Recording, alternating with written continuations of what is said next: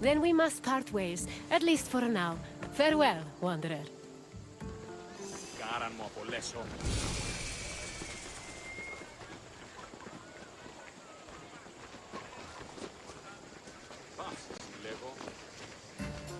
You've returned! As you can see, pottery was an arduous and delicate process, but was exemplary of the skill and craftsmanship that dominated Greek art and culture. Now, is there something else you'd like to do?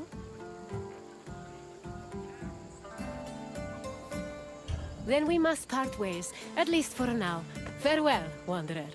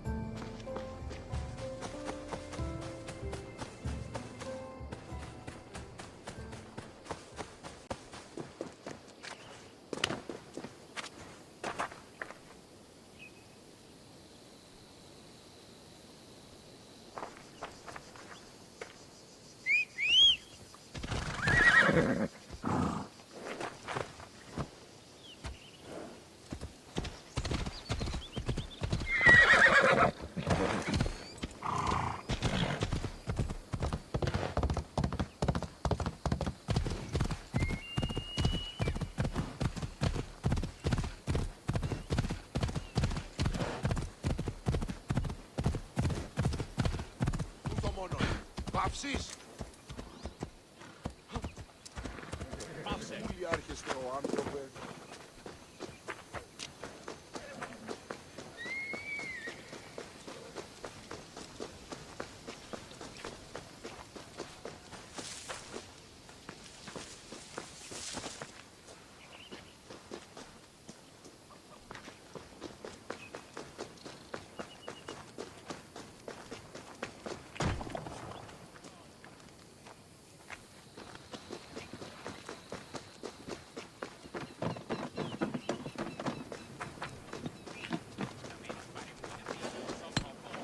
Welcome to the silver mines of Lavrion.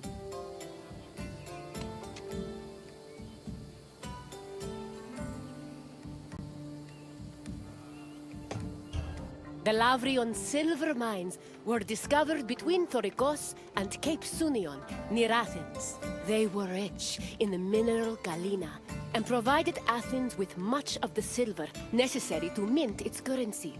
Because of this, the mines were invaluable to the city, and the resources they provided helped turn Athens into one of the most powerful states in Greece. We will meet again after you've seen what the mines have to offer. Farewell for now, wanderer.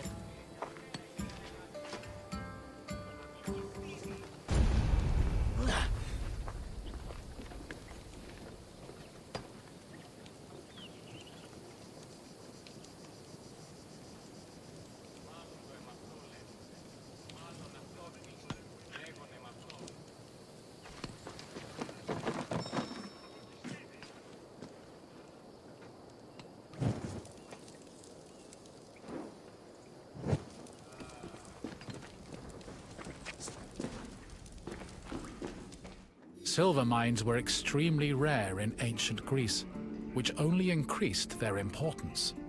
Athens started exploiting the Lavrian silver mines at the end of the 6th century BCE and used its metal to produce its currency. Production at the mines exploded around 485 BCE when an especially rich vein was discovered.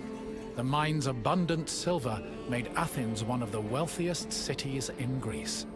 They also provided the resources necessary to build a fleet large enough to defeat the Persians at the Battle of Salamis. In short, the Lavrian mines played an integral part in the emergence of Athens as a Greek superpower.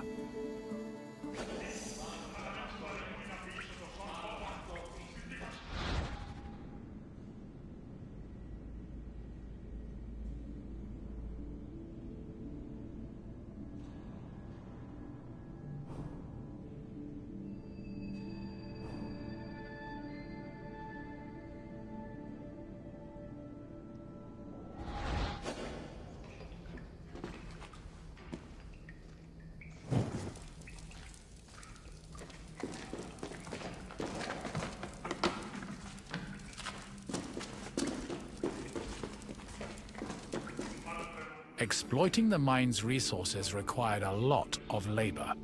To meet this requirement and save on cost, Athens leased out mining concessions to its citizens, who had their slaves to do most of the work, alongside poor day laborers. In the 5th century BCE alone, there were anywhere from 10,000 to 30,000 people toiling in the mines of Lavrion.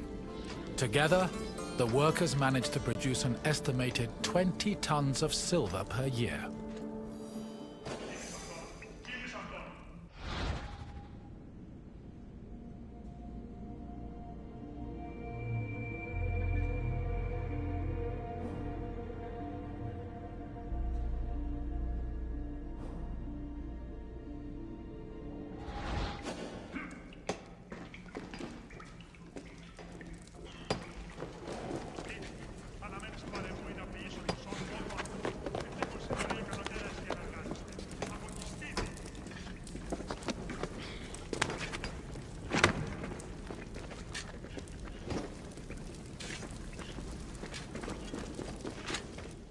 Mining in Lavrion was a two-step process. First, the ore was extracted, and then it was refined. It took about 16 kilograms of raw ore to produce a single pure silver drachma of about 4 grams. Recovered artifacts from the mines provide some insight into the specifics of the mining process. Galleries were dug to follow the veins of ore. They were small and did not offer much space for the workers. They were also hand-cut, and it's believed that it took whole days to dig only a few centimeters. Once the galleries finally reached the veins, the ore was extracted and then crushed on mortar stone to prepare it for washing.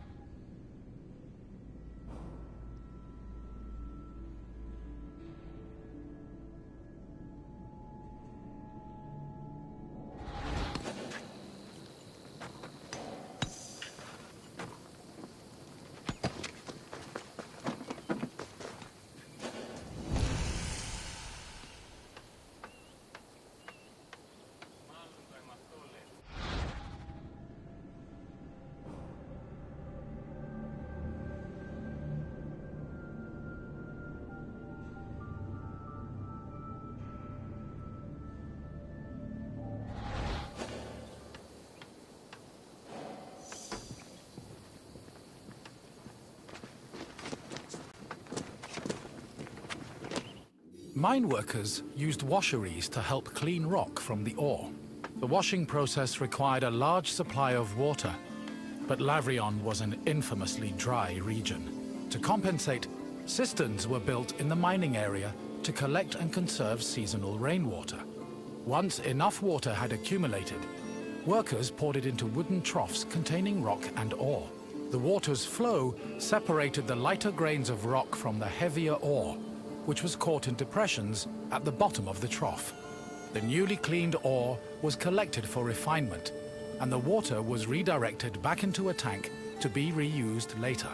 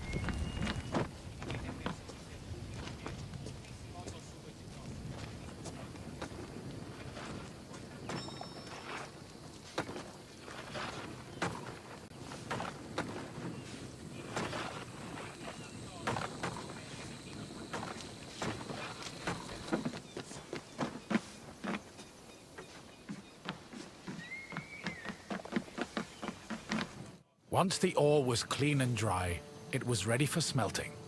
Its purpose was to isolate the silver in the ore. To do this, the ore was placed in a conical furnace filled with combustible charcoal. Bellows pumped air into the furnace to control the temperature. Inside, the ore burned, emitting a toxic smoke that was evacuated through a chimney. Eventually, the silver alloy was separated from the slag and collected for the last step in the refinement process, cupellation. Cupellation removed any leftover lead from the silver. The smelted alloy was placed in a cupel, an absorbent bowl made of bone ashes. It was then put in a furnace, where it absorbed the lead and left only silver behind.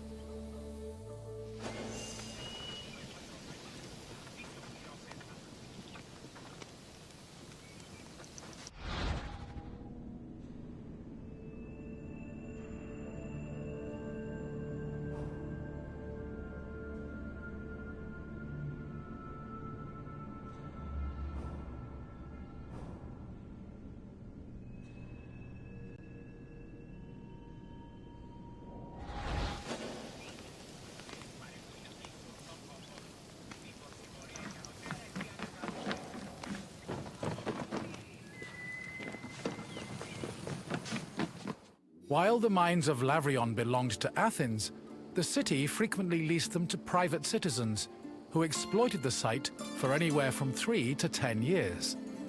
These citizens enlisted slaves and poor day laborers to carry out most of the work. The workers had a very low life expectancy, about 3 to 5 years, due to the hazardous working conditions. The dangers they faced included toxic lead vapor in the air and lung-choking dust in the galleries. However, they were fed well enough to keep up their work, and their combined labor managed to produce an estimated 20 tons of silver a year.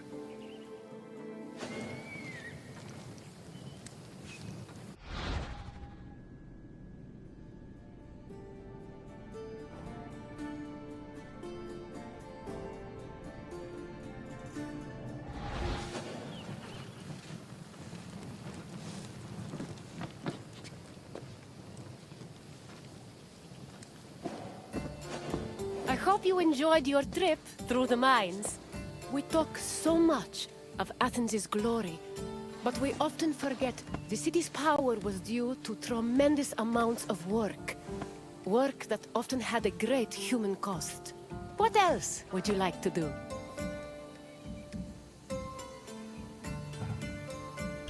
Farewell, Wanderer. Best of luck on your journeys.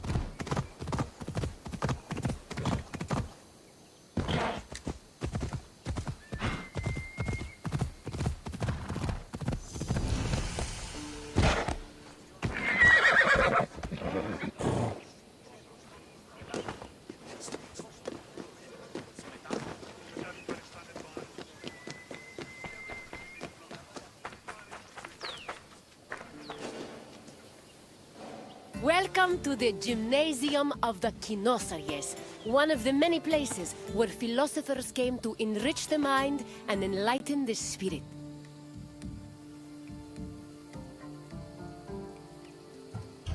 Education held a very important place in Greek society.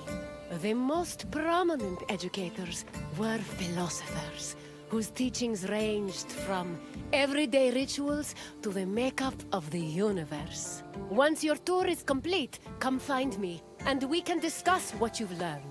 Farewell for now, wanderer.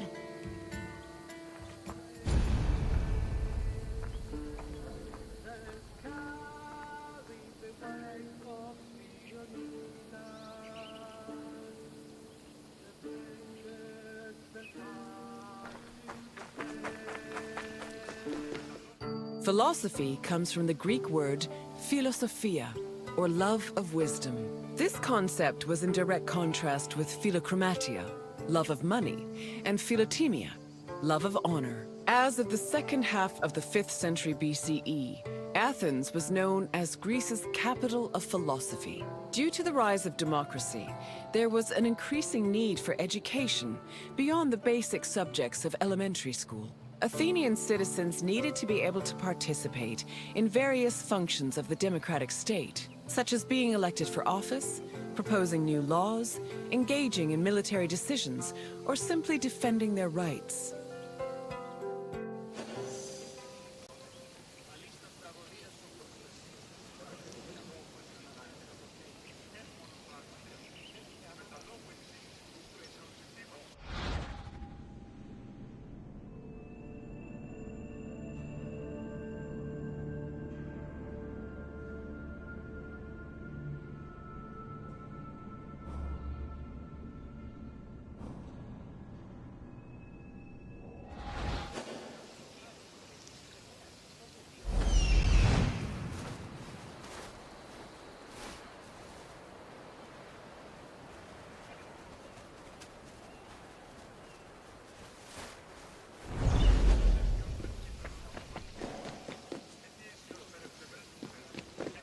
Originally, Athens had no official school buildings for higher education. Sophists and philosophers taught either in private homes or in public spaces like the theater. To recruit young pupils for long-term curricula, they also held classes in gymnasia, where young Athenians underwent physical training. The Cynosarges was a sanctuary to Heracles, located in the south suburb of Athens. At the beginning of the 4th century BCE, Antisthenes used this sanctuary as a teaching spot for his school of philosophy, the aptly named Cynicism.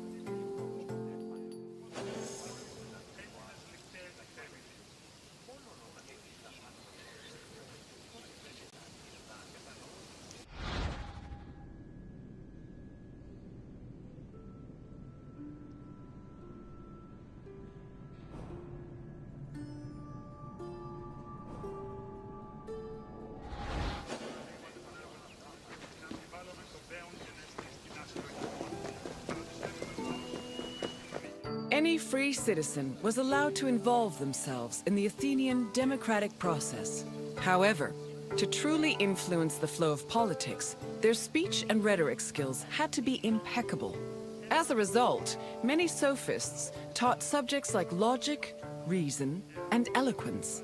These were meant to help students achieve arete, or excellence. But this specific concept of excellence was often challenged, especially by other philosophers. For example, Plato, Socrates, and Isocrates preferred a more moral approach and argued that rhetoric should be used as a means to serve the greater good. Socrates and Plato went even further, declaring that philosophy and wisdom were not only useful tools, but also ethical virtues.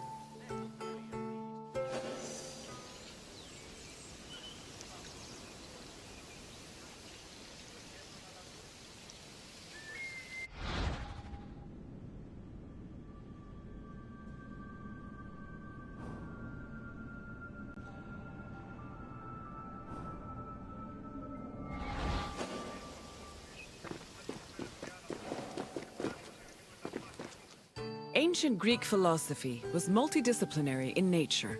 In addition to wisdom and logic, philosophers also studied and taught math, geometry, music theory, and even medicine.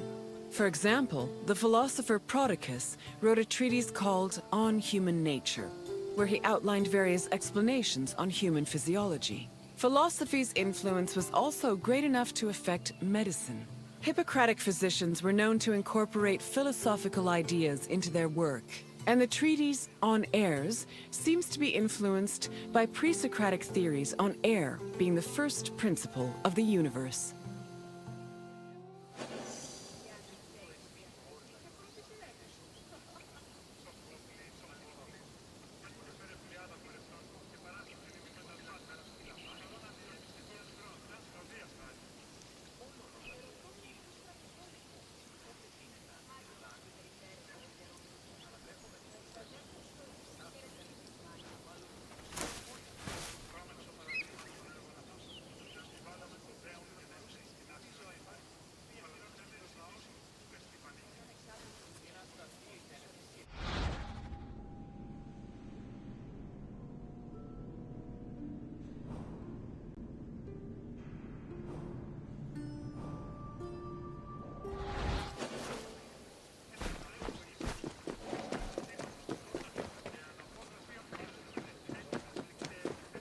The famed philosopher Socrates had an ambiguous relationship with sophists. In Plato's dialogues, Socrates is portrayed as being in constant opposition with the famous sophists of his time. Aristophanes' comedy, The Clouds, meanwhile, depicts Socrates as a sophist himself, constantly demanding payment for his teachings. Socrates was in fact very poor and made no money off his teachings. He also differed from the sophists in that while they only taught aristocratic youths, Socrates taught everyone, regardless of station. Unfortunately, his controversial ideas and practices did not sit well with the city of Athens, and he was eventually tried for impiety.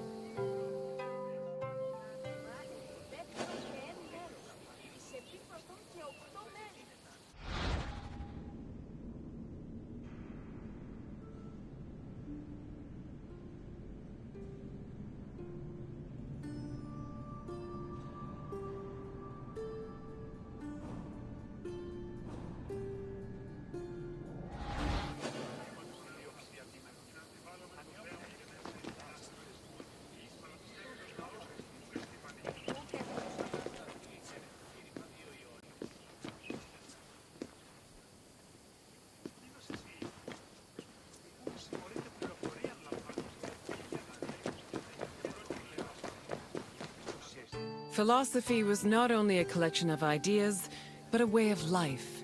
According to philosopher Pierre Hadot, his ancient counterparts had a daily regime of spiritual exercises to combat their passions, doubts, and illusory beliefs. These exercises included meditation on death, contemplation of nature, or speaking with a friend or mentor. Philosophers also followed specific dress codes and diets. They were also part of a community of masters and students. These communities were created and strengthened in schools. Plato founded such a school in the early 4th century BCE, when he purchased a property in a grove just outside of Athens. The school was designed to groom students into philosopher citizens who could eventually rule the city in a measured and fair manner. It followed its own rules and was open to both male and female disciples.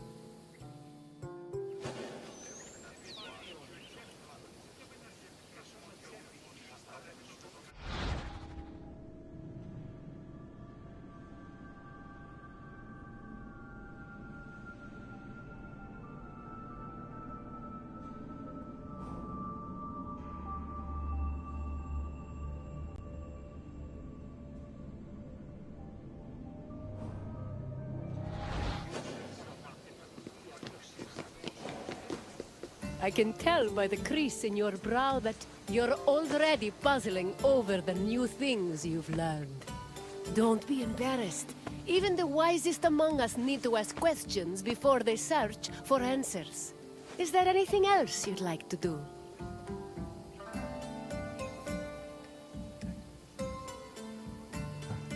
As you wish, Wanderer. Safe travels.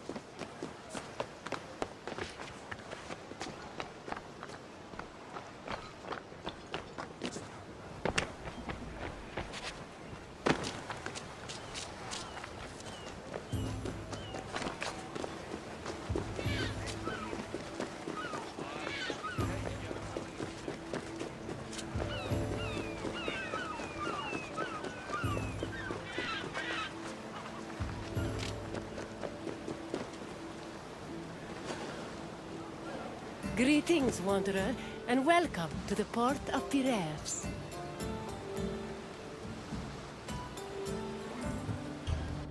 Acting as a port for Athens, Piraeus welcomed merchants, goods, and travelers from all over the world. It was a central part of Athens' economy, but it was also fortified enough to protect the city's considerable fleet. When you finish exploring the port, find me, and we will talk further.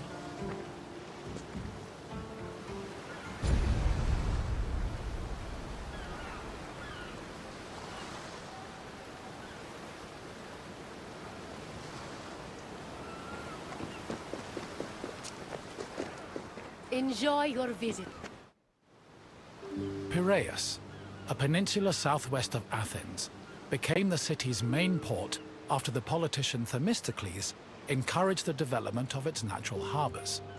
These developments led to the gradual abandonment of the older harbor of Phaleron. Piraeus's fortifications were further developed by Cimon and Pericles, along with the long walls, which ensured goods could still be moved during sieges. Piraeus was divided into three main sectors: the military port, the Emporion, and the residential area. By the 5th century BCE, it had become not only Athens' naval headquarters, but also the mercantile center of the Mediterranean.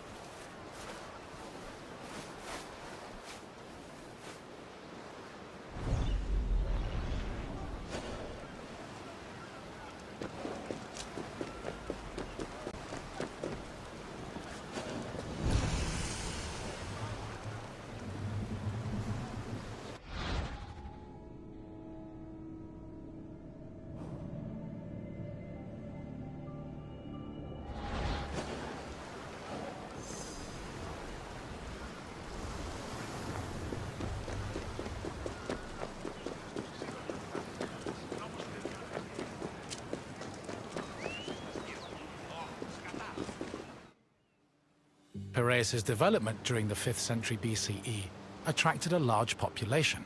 Many craftsmen, merchants, bankers, sailors, and ship owners moved to the port in great numbers. The population was a mix of Greek citizens, foreign visitors, and immigrants, known as metics. The variety of the port's inhabitants gave Piraeus a cosmopolitan atmosphere. Most of the residents were involved in trade, but others worked on shipbuilding or in larger-scale industries like shield factories. Piraeus's commercial focus offered many opportunities for those seeking to increase their wealth and status.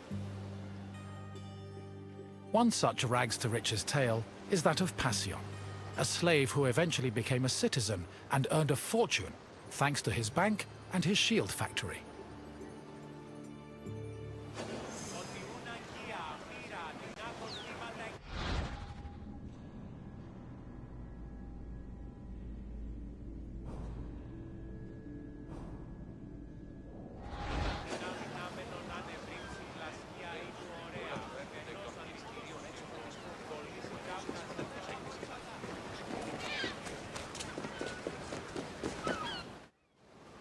Piraeus was a demi, or district, of Attica.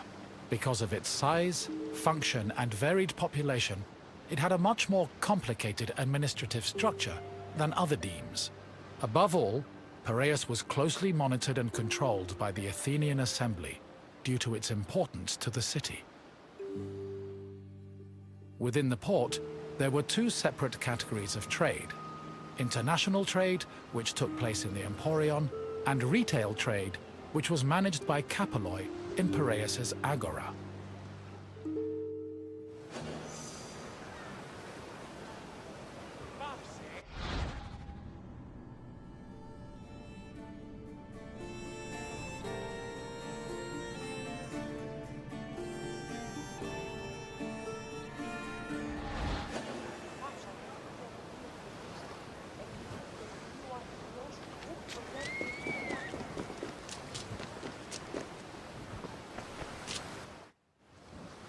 The Emporion was a commercial port dedicated to trading goods from overseas. All international transactions were required to be made within its limits and needed to be exclusively wholesale. Elected magistrates managed all business and laws in the port. Meanwhile, port authorities known as epimelites oversaw trade and took care of the regulation of prices. This was an especially crucial duty, as the amount of supplies and goods could fluctuate wildly based on factors like bad harvests or lost cargo. Common products sold in the Emporion included vegetables, fruits, fish, leather, timber, marble, metal, weapons, and ceramics. According to Hermippos, Athens was also wealthy enough to afford the finest goods from all over the world, including figs from Rhodes, almonds from Thassos, oil from Samos, and wine from Chios.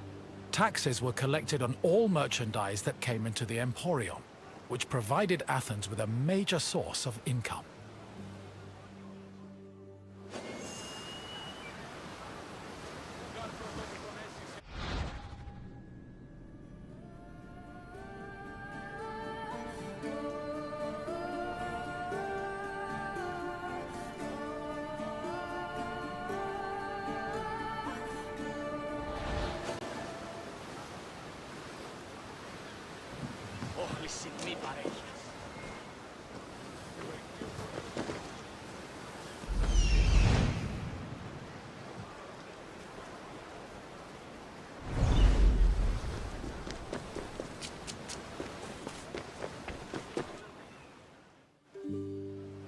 After arriving in the Emporion, merchants set up samples of their goods in a display area called the Deigma.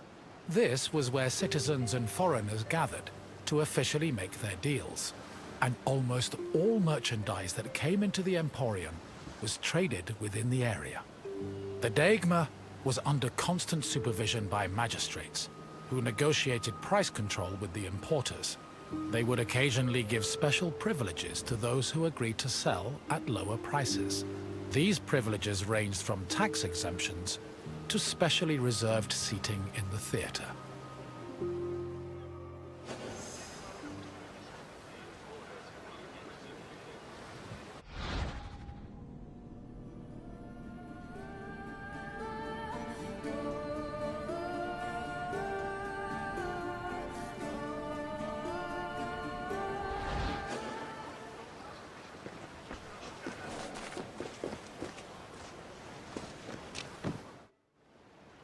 Piraeus was a deme, and as such was supervised by a magistrate called the Demarchos.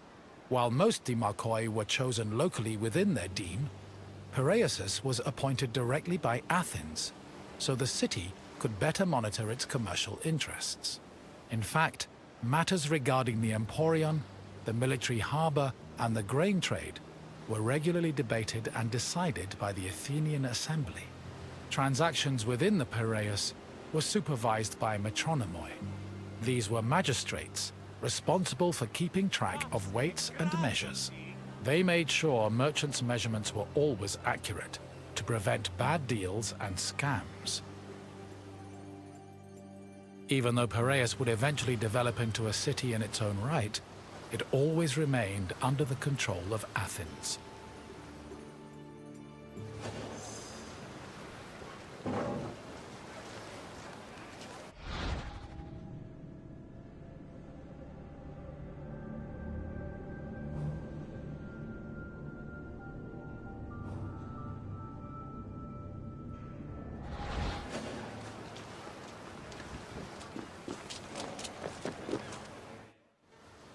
A commercial tax of 2%, or a pentecost, was placed on all cargo entering and leaving Piraeus. The tax was collected by a group of 5 people called Pentecostologoi. According to Andocides, this position could be bought for the hefty sum of 30 talents, or 180,000 drachmae. However, most of these officials made a profit of up to 6 talents, making the job very lucrative. While merchants were responsible for setting the value of their goods, Pentecostal logoi had the power to challenge the value, if they saw fit. Furthermore, merchants were required to register with these officials before they could transport, display, and sell their goods. Overall, this system provided Piraeus, and by extension Athens, with a tremendous amount of money.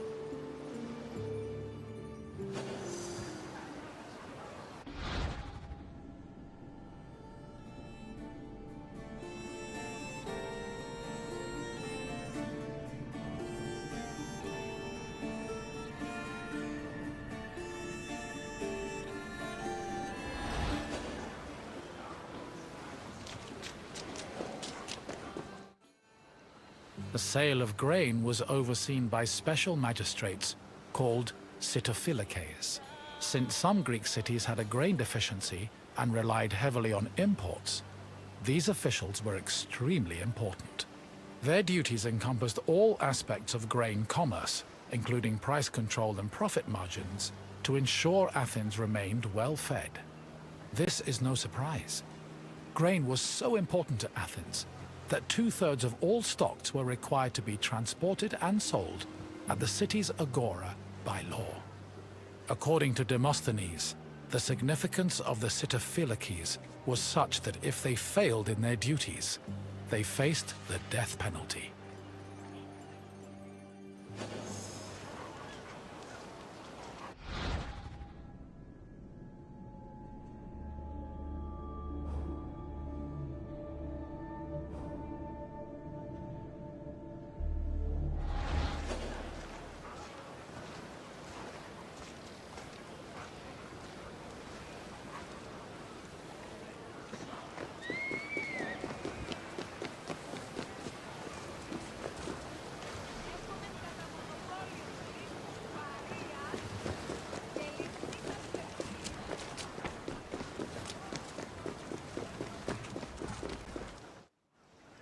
The Emporion operated on a foundation of credit and loans. Overseas commerce was handled by two types of tradespeople. Emporoi transported cargo in borrowed ships, while naukleroi were ship owners who moved goods on their own vessels. Elsewhere in the Emporion were bankers and accountants who arranged loans and kept track of incoming and outgoing ships. Emporoi and naukleroi financed their maritime voyages with these loans, which often had a high interest rate due to the dangers of sea travel. Emporoi used the loans to pay for both the cargo and the right to a ship, while naukleroi only had to pay for their crew. Loans and interest were repaid upon a ship's return to port. However, in the event of a catastrophe such as a shipwreck, the merchant and ship owner were released from their obligations, and the losses were transferred to the lender.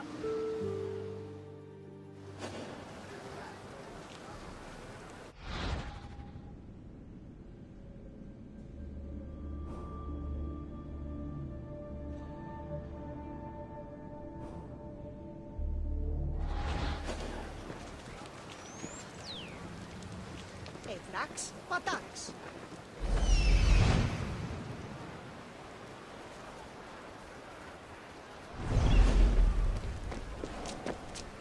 You've returned. I hope you enjoyed your stroll through the port. Piraeus was important to Athens' commercial interests, but it eventually came into its own as a vibrant and bustling port. If you have any questions, don't hesitate to ask.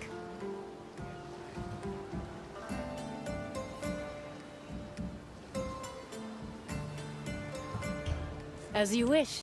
Thank you for visiting.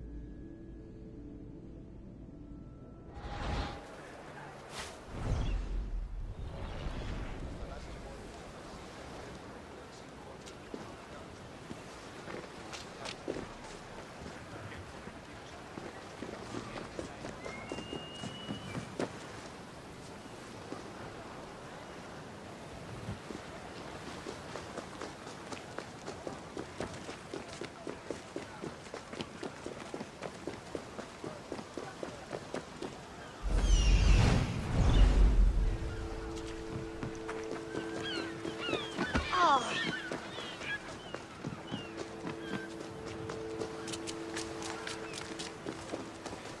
there is Imaton.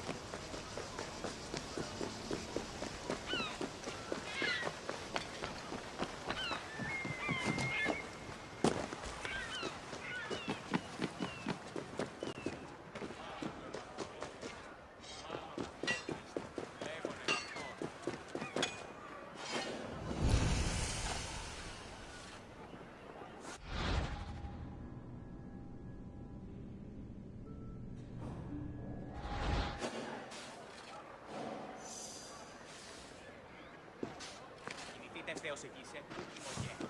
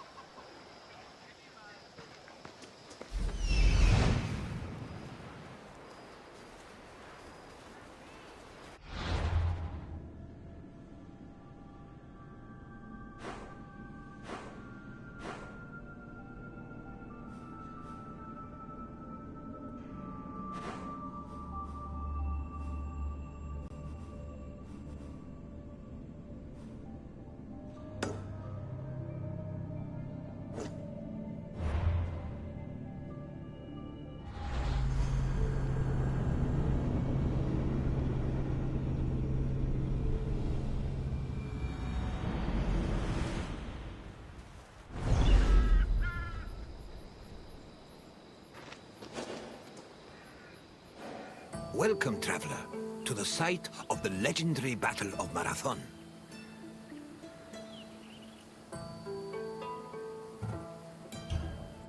Marathon was the location of one of the greatest battles in Greek history. It was here where Athenians made a stand against the might of an imposing Persian fleet. Your visit will take you through the causes of the conflict, the battle itself, and its far-reaching consequences. I will see you again once you're through. Farewell for now.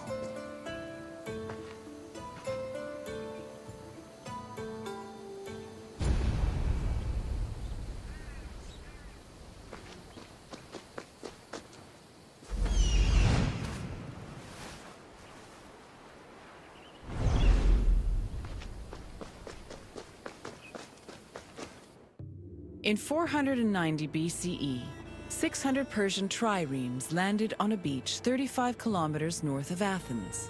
Standing in their way were 11,000 hoplites led by the prestigious Athenian general Miltiades. The Persian forces outnumbered the Greeks approximately 5-1, and yet the smaller force managed to push back their would-be conquerors. The Battle of Marathon was a major turning point in the Greco-Persian Wars, and the Athenians' victory would be celebrated for many years. The modern-day distance-running event is named a marathon in memory of a soldier from the battle who ran back to Athens to announce their victory, though whether this is real or legend is uncertain.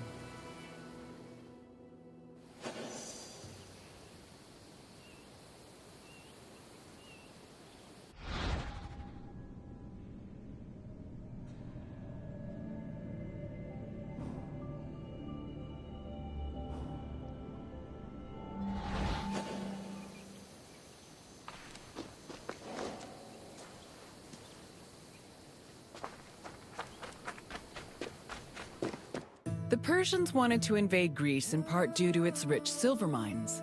In 545 BCE, they came closer to this goal after their victory over Croesus, the king of Lydia.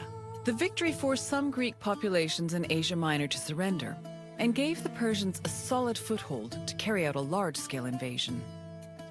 In 494 BCE, the city of Miletus revolted against its Persian rulers. They were aided by Athens and the nearby city of Eretria, and even burned down an important Persian temple.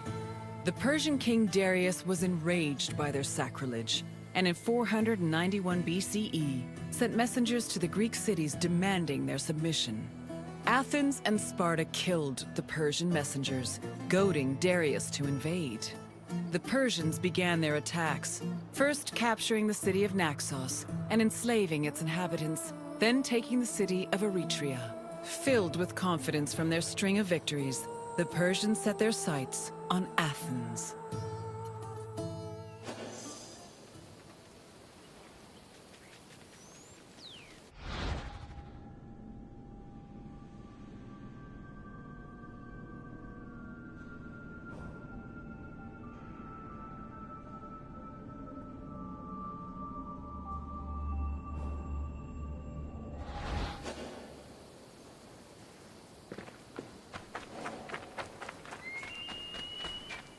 The Greeks were surprised by the ferocity of the Persian attacks.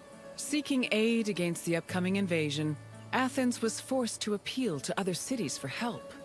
In a surprising move, they asked for aid from Sparta, known for having the strongest army in Greece. The Spartans agreed to the request, but they were unable to send reinforcements in time due to the religious feast of Apollo Karneos, which forbade them from leaving their city until the next full moon. The only extra help Athens managed to acquire was from the small Boeotian city of Plataea, which sent an additional 1,000 hoplites. This was the first time in Greek history that their entire civilization was under attack from an external invader. Despite sharing the same language and same religion, Greek city-states had often warred amongst themselves. The Persian invasion was the first time they realized the necessity of collective action to ensure their survival.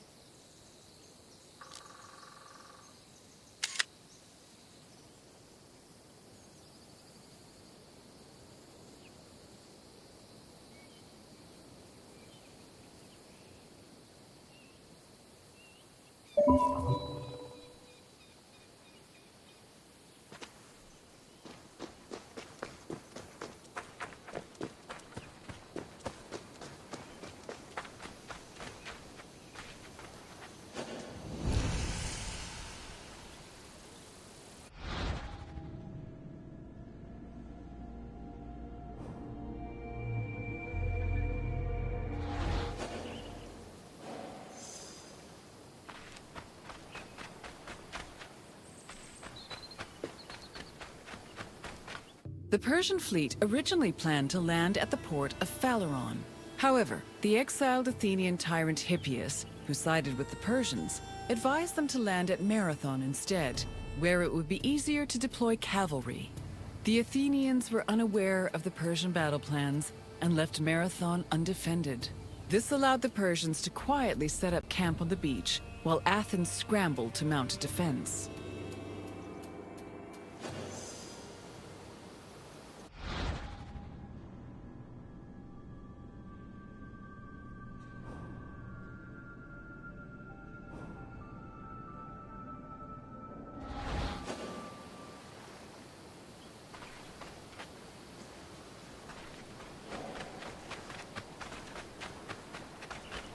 The Persians' overwhelming numerical superiority forced the Athenians to get creative with their defensive strategy.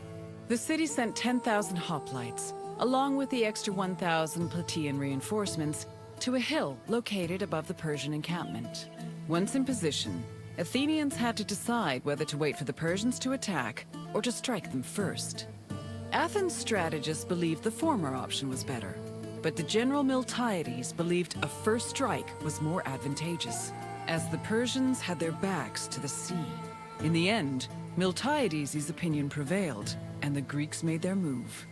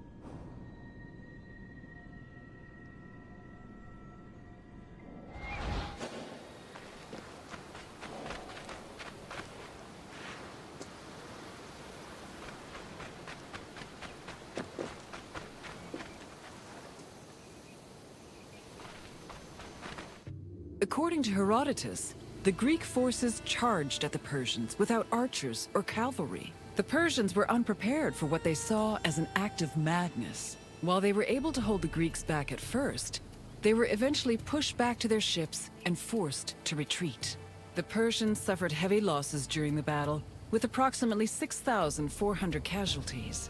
The Athenians, on the other hand, only lost 192 soldiers.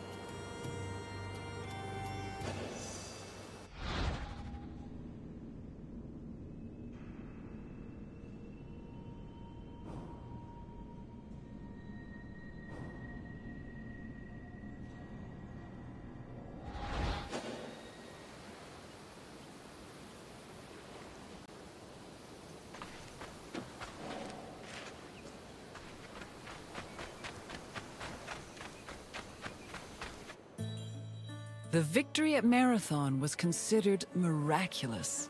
The Greeks attributed this miracle to the appearance of legendary heroes who they allegedly saw return from the dead to fight at their side in defense of the city. For example, several Athenians swore they saw the mythical king Theseus take up arms at Marathon, a scene which would later be depicted in Athens' Agora.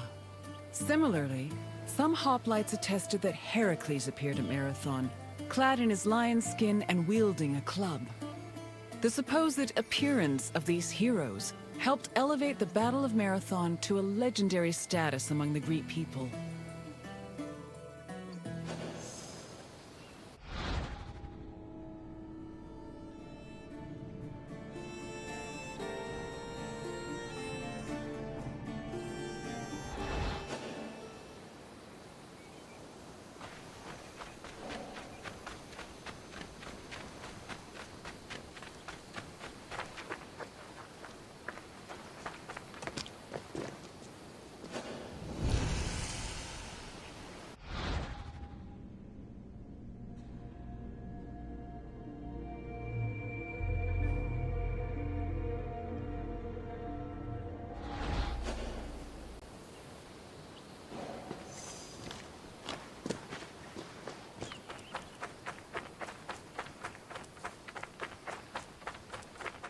After the Persians fled Marathon, they tried to invade Athens by way of the Bay of Phaleron. However, this gave the Athenians time to return to their city and mount a proper defense. Fearing further losses, the admiral of the Persian fleet called off their attack, and the Persians returned to their empire. Darius was furious at the campaign's failure and decided to seek vengeance in a retaliatory expedition from both land and sea. Meanwhile, Sparta begrudgingly congratulated Athens on their victory.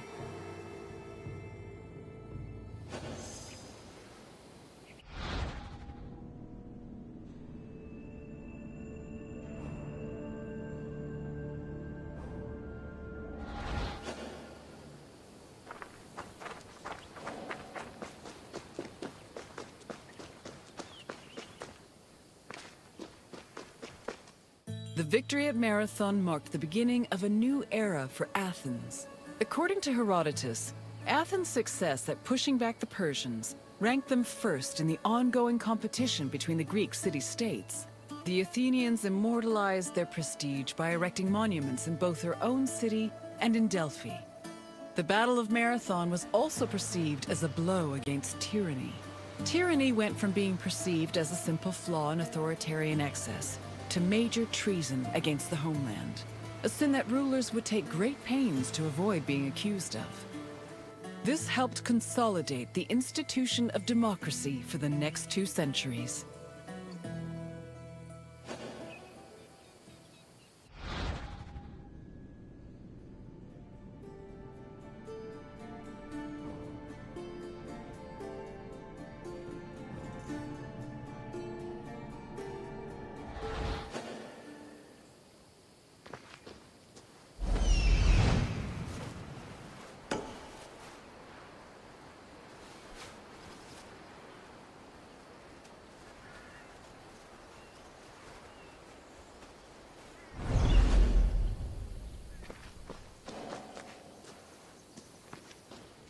I hope you enjoyed this look into the famous Battle of Marathon.